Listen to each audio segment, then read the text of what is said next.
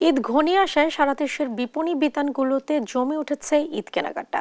বিস্তারিত জানাতে বরিশাল ও ময়মনসিংহ থেকে সরাসরি যুক্ত হচ্ছেন আমাদের সহকর্মী শাকিল মাহমুদ ও ইলিয়াস আহমেদ। শুরুতে আমরা চলে যাচ্ছি বরিশালে। শাকিল, ক্রেতাদের কেমন ভিড় দেখছেন আপনি? কোন ধরনের পোশাক বেশি বিক্রি হচ্ছে? দেখুন, ঈদকে কেন্দ্র করে কিন্তু শেষ মুহূর্তে একেবারেই শেষ মুহূর্তে কিন্তু বরিশালে যে ঈদের মার্কেট সেটি কিন্তু জমজমাট হয়ে উঠেছে এবং ক্রেতা বিক্রেতার হাক ডাকে কিন্তু মুখরিত হয়েছে পুরো এলাকাটি। আপনি দেখতে পাচ্ছেন যে এই মুহূর্তে আমি আছি কিন্তু চকবাজার এলাকায়, এবং এই চকবাজার এলাকায় কিন্তু যে দোকানগুলো আছে সেখানে যেমন ক্রেতাদের ভিড় হচ্ছে, ঠিক তেমনি ফুটপাতেও কিন্তু নানা ধরনের পণ্য নিয়ে বসেছে দোকানিরা, এবং সেখানেও কিন্তু ভিড় আমরা দেখতে পাচ্ছি এবং পুরো চকবাজার এলাকাটিতে কিন্তু যান চলাচল একেবারেই বন্ধ করে দিয়েছে পুলিশ, এবং ক্রেতারা কিন্তু এতে স্বাচ্ছন্দ্যে নিজের পছন্দের দোকানগুলোতে গিয়ে কিন্তু তারা পণ্য ক্রয় করছে। শুধু এই চকবাজার এলাকায় নয়, আমরা কিন্তু মধ্যবিত্ত এবং নিম্নবিত্তের যে মার্কেট মহসিন মার্কেট সেখানেও কিন্তু আমরা দেখেছি যে আসলে শেষ মুহূর্তে ভিড় হচ্ছে। আমরা বেশ কয়েকজনের সাথে কথাও বলেছিলাম মহসিন মার্কেটে গিয়ে, সেখানে কিন্তু তারা জানিয়েছে যে মাত্র ৩,০০০ বা ৫,০০০ টাকা কিন্তু তাদের বাজেট, এবং এর মধ্যেই কিন্তু পরিবারের সবাইকে কিন্তু নিজের সাধ্য অনুযায়ী যারা শ্রমজীবী মানুষ আছে তারা কিন্তু তাদের পরিবারের সবার জন্য ঈদ মার্কেট করছে। এর পাশাপাশি আমরা কিন্তু শপিং মলগুলোতেও দেখেছি যে অনেকটি ভিড় হচ্ছে, এবং তবে এবার যেটা অভিযোগ আসলে ক্রেতাদের সেটা হলো গিয়ে যে আসলে সব যে পণ্যগুলো আছে সব কিছুরই আসলে দাম গতবারের থেকে কিছুটা বেশি বলে কিন্তু তারা অভিযোগ করেছেন, এবং এর পাশাপাশি আসলে পছন্দের ঠিক তেমন একটা পণ্য নেই বলেও তাদের অভিযোগ। তবে সব অভিযোগ অস্বীকার করেছে কিন্তু বিক্রেতারা যেটা আমাদেরকে জানিয়েছে যে এবার মার্কেট কিন্তু অনেকটাই আসলে অনলাইন নির্ভর হয়ে দাঁড়িয়েছে, কারণ অনলাইনে যে পণ্যগুলো তারা দেখে সেগুলোই আসলে তারা ছবি তুলে এনে মার্কেটগুলোতে তারা খুঁজছে, এবং বেশিরভাগই আসলে পাকিস্তানি যে সালোয়ার কামিজগুলো আছে সেগুলো কিন্তু নারীদের পছন্দের তালিকায় আছে বলে কিন্তু তারা জানিয়েছে, যেহেতু গ্রীষ্মকাল এবং সেই আবহাওয়াকে মাথায় রেখেই আসলে এরকম বেচা বিক্রি।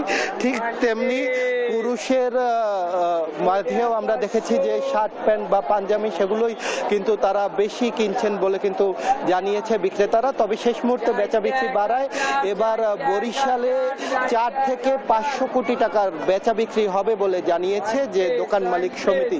তো বরিশাল থেকে এতটুকুই ছিল আমার কাছে সবশেষ। আমরা যাব ময়মনসিংহে, জানবো সেখানকার খবর, এবং সেখানকার খবর জানাবে আমাদের সহকর্মী। আজকে ছুটির দিন, সকাল থেকে আমরা ময়মনসিংহের বিভিন্ন বিপণী বিতানগুলো ঘুরেছি এবং সেখানে দেখেছি কিন্তু ক্রেতাদের যে সমাগম সেটি কিন্তু অনেকটাই কম। অর্থাৎ বিক্রেতারা বলছেন ছুটির দিন হয় আজকে সকাল থেকে ক্রেতারা কিন্তু খুব একটা আসছেন না, সেই বিষয়টি তারা বলছিলেন, এবং দুপুরের পর থেকে বেচা বিক্রি শুরু হবে পুরোদমে, সেই বিষয়টিও কিন্তু তারা আমাদেরকে জানিয়েছেন। আমরা এখন রয়েছি ময়মনসিংহের নতুন বাজার এলাকায় একটি বিপণী বিতানে রয়েছে। সেখানে সকাল থেকে লক্ষ্য করেছি একেবারেই মোটামুটি বলা যায় যে ক্রেতাদের উপস্থিতি তুলনামূলক, অর্থাৎ ঈদের যে একটি আমেজ সেটি কিন্তু অনেকটাই এই শপিং মহলটিতে অনেকটাই কম। এবং আমরা কয়েকজন ক্রেতার সঙ্গেও কথা বলেছিলাম, তারা বলছেন যে অনেকেই কিন্তু ইতিপূর্বেই তাদের যে কেনাকাটা সেটি কিন্তু তারা করেছেন, এবং এখন কিন্তু অনেকেই আসছেন তাদের যে শিশু বাচ্চা রয়েছে সেই বাচ্চাদের পোশাক নেওয়ার জন্য তারা আসছেন। এবং বিক্রেতারা বলছেন শহর ছেড়ে মানুষ কিন্তু ঈদুল ফিতর উদযাপন করতে গ্রামে চলে গেছে, যার কারণে হয়তো আজকে ছুটির দিন ক্রেতা সংখ্যা কিছুটা কম, এবং তারা প্রত্যাশা করছেন আগামী 2 দিন আরও ভালো বেচা বিক্রি হবে, সেই বিষয়টি তারা বলছিলেন। আমরা দেখছি যে বিভিন্ন হরেক রকমের পোশাক কিন্তু এবছর ঈদে কিন্তু দোকানিরা পসরা সাজিয়ে বসেছেন, এবং তারা বলছেন যে বিগত সময়গুলোতে প্রত্যাশা অনুযায়ী তাদের যে বেচা বিক্রি সেটি হয়েছে। এবং আমরা যদি একটু যুক্ত হতে চাই, জানতে চাই এবছর আপনাদের বেচা বিক্রি কেমন হয়েছে এবং আজকে ক্রেতার সংখ্যা কম হওয়ার কারণ কি?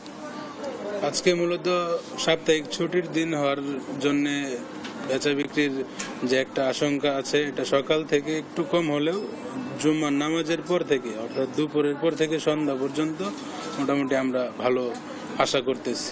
এছাড়াও মনে করেন দীর্ঘ রাত পর্যন্ত আমাদের ব্যবসার একটা সময় চলে, রাত্রের অধিক রাত্রি পর্যন্ত আমরা ব্যবসা করার সুযোগ পাচ্ছি এবং কাস্টমার ফ্লো ভালো আসতেছে, যার কারণে কাস্টমারও সুবিধা পাচ্ছে এবং আমরাও কাস্টমারকে সার্ভিস দিতে সুবিধা পাচ্ছি।